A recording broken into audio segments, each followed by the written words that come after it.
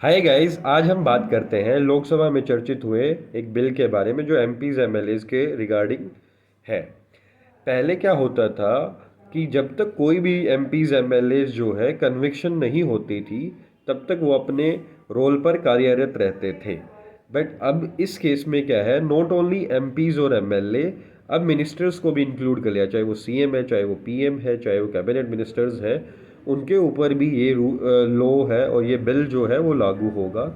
और इसके अंदर पहले जो चलता था, सिर्फ कन्विक्शन रेट पे ही ये चीज़ें होती थी।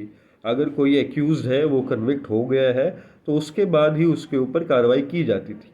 बट इस बिल के अंदर ये चर्चित हुआ कि बहुत सारे ऐसे केसेस हैं और बहुत सारे ऐसे बिल्स हैं कि वहाँ पे टाइम लंबा चल जाता है, लेकिन फिर भी लोग जो है कार्यरत रहते हैं। तो उस बिल के ऊपर काम करने के लिए गवर्नमेंट एक बिल लेके आई है, जिसमें वो ये बोलते हैं कि अगर कोई भी MPs MLAs and even including ministers भी, चाहे वो सीएम हो चाहे वो पीएम हो, किसी ऐसे केस में एक्यूज हो जाते हैं जिसकी सज़ा 5 साल से ज़्यादा की है, और उनको डिटेन कर लिया गया है 30 डेज के अंदर, तो 31st डेट को ऑटोमेटिकली एमपीज एमएलएज या मिनिस्टर्स को इस्तीफ़ा देना पड़ेगा।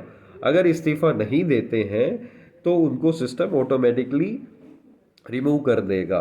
बट इस केस के अंदर ये है, अगर आगे चल के कन्विक्शन नहीं हुआ है तो प्रेसिडेंट और गवर्नर के बेसिस पे उनको वापस रीअपॉइंट किया जा सकता है। ये ऐसा सिमिलर केस हम देख सकते हैं कि मिस्टर अरविंद केजरीवाल के साथ भी हुआ।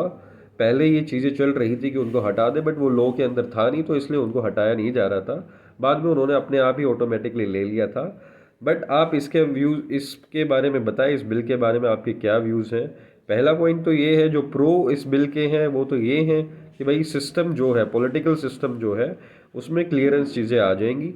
बट जो कौन सा वो ये है कि जो गवर्निंग बॉडीज़ हैं वो इसको अपने हिसाब से मैनिपुलेट कर सकते हैं। अभी ये बिल जो है ज्वाइंट पार्लियामेंट कमेटी में आएगा, यानी लोकसभा और राज्यसभा के बंदे बैठेंगे और उस पर रिव्यूअल करेंगे। अभी तक इस बिल की कोई पारित नहीं हुई है। तो अब आपके ऊपर मैं छोड़ता हूँ, आप अपने व्यूज़ बताओ कि आप इस बिल के सपोर्ट में हो या अगेंस्ट में हो। थैंक यू, बाय बाय, नमस्कार।